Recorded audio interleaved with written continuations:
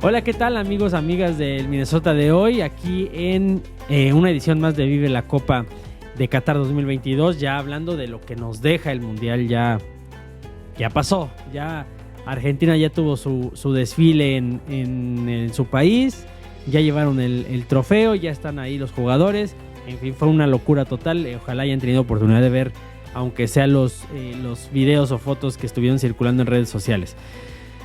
Qatar nos deja muchos datos interesantes, muchos datos impresionantes, muchos datos históricos. Cada mundial nos deja nuevos récords, nuevas cosas, pero sí creo que al final de cuentas es importante que mencionemos algunas porque sí rodeó mucha polémica y nos deja datos muy buenos futbolísticamente hablando.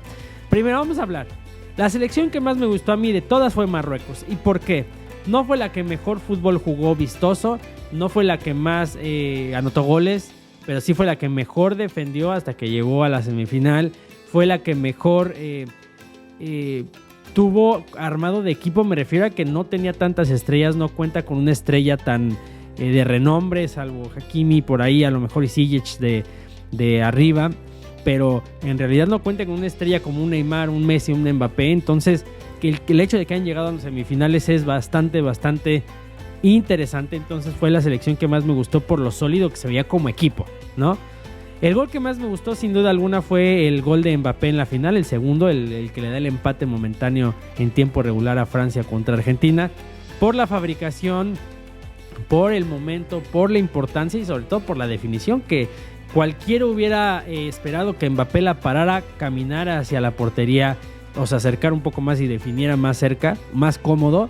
Sin embargo, se avienta una genialidad que solo un jugador diferente puede hacer, como Kylian Mbappé. La selección que me decepcionó, yo creo que son tres. La primera es totalmente Alemania. Alemania, porque es un equipo que su base, sus jugadores en su mayor número es de Bayern Múnich, que es un equipo que ha dominado Europa los últimos años, que domina su liga, que son jugadores que se conocen y que Alemania es potencia, y sobre todo porque venían de una eliminación en etapa de grupos. Entonces creo que me decepcionó bastante. Brasil me decepcionó mucho porque creo que hablaron antes del tiempo. Creo que no habían enfrentado un rival serio, como lo dije yo, antes de Croacia. Entonces creo que cantaron victoria antes de tiempo. La misma afición estaba muy alzada. Y ya al momento bueno, creo que tuvieron el juego en sus manos contra Croacia y se les fue de las manos. No solamente por el empate, sino que en los penales tuvieron para definirlo y aún así no les alcanzó para poder llegar a más en ese juego contra Croacia.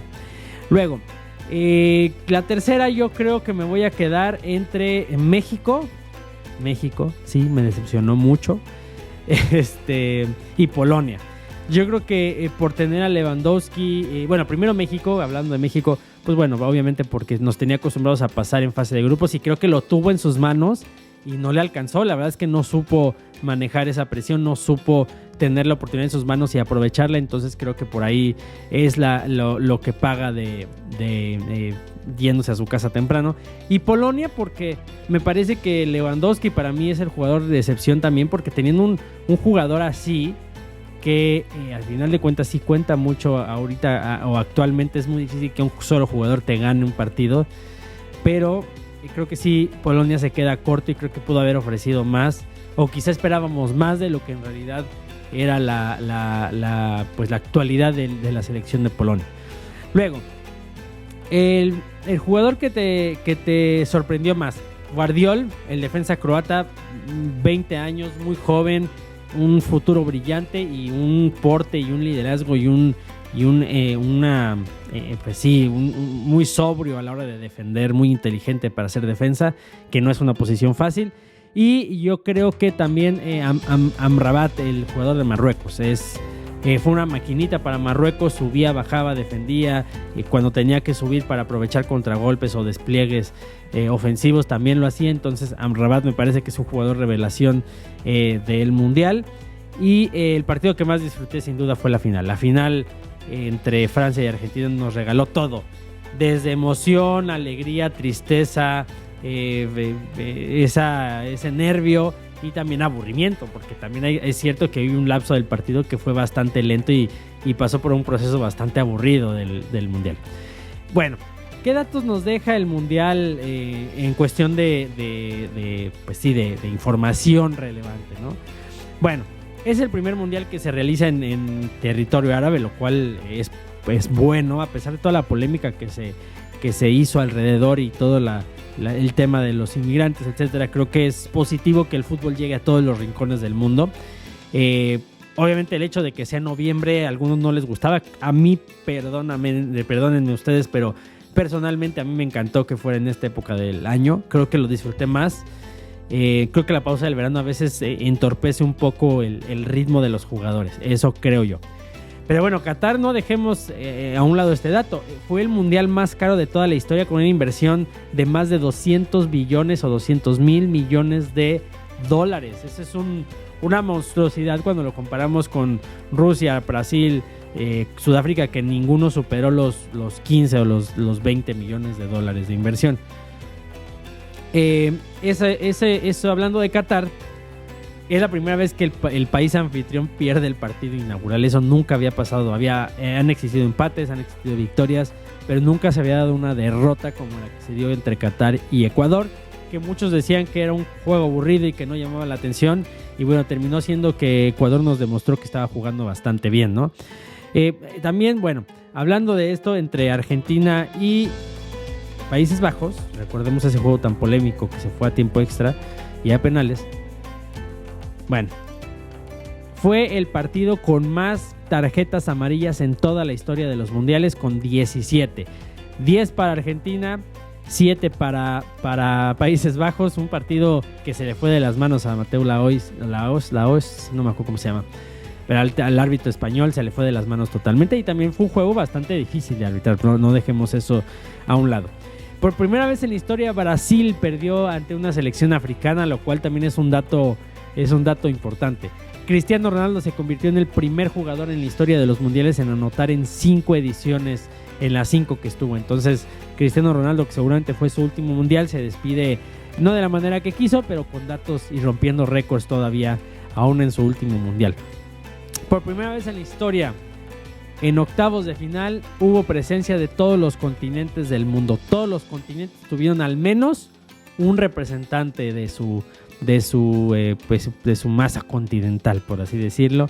Entonces eso también es bueno, porque quiere decir que hubo presencia de todo el mundo, representación de todas las partes del mundo en el mundial. Marruecos se convirtió en la primera selección africana en llegar a semifinales, y vaya que es algo de decir, porque hemos visto a Nigeria, hemos visto a Camerún, hemos visto a Senegal, hemos visto a países africanos con muy buenas selecciones antes, y ninguno había llegado a esta instancia. Y Marruecos haciendo poco ruido antes del mundial, en la previa y todavía en el transcurso del mundial, y lo hizo, y venciendo a rivales importantes, no a rivales fáciles.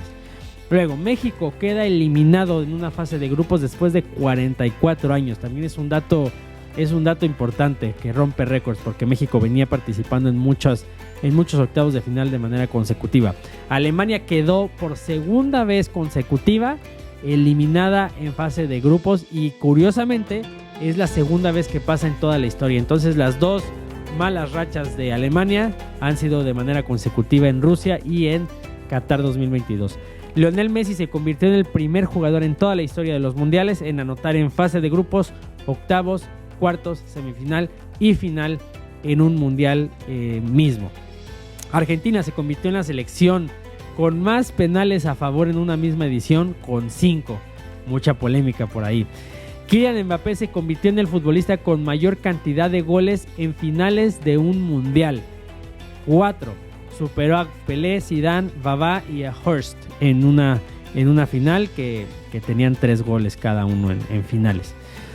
El Mundial de Qatar 2022 es el mundial con mayor cantidad de goles anotados en la historia de los mundiales, con 172 goles, superando a Francia 98 y a Brasil 2014. Muchos penales, se habla mucho de que a Argentina se le cobraron muchos penales, los 5, pero hubo muchos penales en este mundial. Les voy a checar el dato y luego se los comparto. Lionel Messi se convirtió en el jugador con más partidos disputados en la historia de los mundiales, con 26, superando a los 25 partidos que tenía Lothar Matthäus, el alemán. bueno, quitando el dato de que Argentina gana su tercer estrella, su tercer mundial. Esos son los datos que quería compartir con todos ustedes. Muchas gracias por habernos seguido aquí en Vive la Copa. Recuerden seguirnos en las redes sociales, consultar la página de internet y también seguir a El Balonazo para que estén pendientes de toda la información de Minnesota con el Minnesota de hoy y deportiva también con El Balonazo. Muchas gracias, saludos.